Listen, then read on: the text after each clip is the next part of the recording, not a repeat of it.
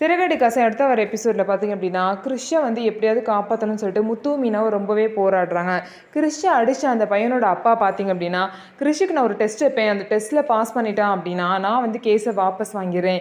இல்லை அப்படின்னா அவனுக்கான தண்டனை கிடைக்குன்னு சொல்லிட்டு சொல்லிடுறாரு. இதுக்கு ஒத்துக்கிட்டு முத்து, மீனாவும் வீட்டுக்கு போயிடுறாங்க. வீட்டுக்கு போய் நடந்த விஷயத்தெல்லாம் பார்த்தீங்க அப்படின்னா, அவங்க ஃபேமிலி கிட்ட சொல்லிட்டு இருக்கும்போது, உடனே மனோஜ் பார்த்தீங்க அப்படின்னா, இவனை பார்த்து பார்த்து வளர்ந்து இவனோட ரவுடித்தனமும் கோபமும் அந்த கிறிஷுக்கு வந்துருச்சு போல. அதனால தான் இந்த மாதிரிலாம் பண்ணிகிட்டு இருக்கான் அப்படின்னு சொல்லிட்டு முத்துவை வந்து தப்பாக பேசுவாங்க. கிறிஷும் வந்து இவனை மாதிரியே பாருங்கள் சிறுவர் ஜெயிலுக்கு தான் போக போகிறான் அப்படின்னு சொன்னோன்னே முத்துக்கு ரொம்ப கோவம் வந்து மனோஜை அடிக்க போயிடுவார். நான் ரவுடியாடான்னு சொல்லிட்டு அடிக்க போயிடுவாங்க. உடனே பார்த்தீங்க அப்படின்னா மனோஜை வந்து அண்ணாமலை வந்து அடிச்சிருவாங்க. எதுக்கு அவன் அடிக்கிறீங்கன்னு சொல்லிட்டு விஜயா வந்து சப்போர்ட்டுக்கு போவாங்க. சும்மா இருங்க, இல்லை நீயும் அடி வாங்கிடுவேன்னு சொல்லிட்டு விஜயாவை அண்ணாமலை வந்து திட்டுவார். திட்டிட்டு பழசெல்லாம் தேவையில்லாமல் கிளறாதீங்க அப்படின்னு சொல்லி இந்த விஷயத்த முடிச்சிருங்க இதோடன்னு சொல்லிடுவார்.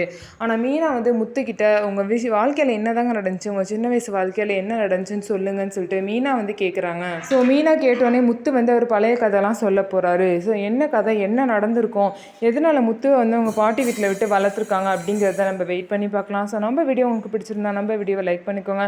மறக்காமல் நம்மளோட சேனலை சப்ஸ்கிரைப் பண்ணிவிட்டு பாருங்கள்.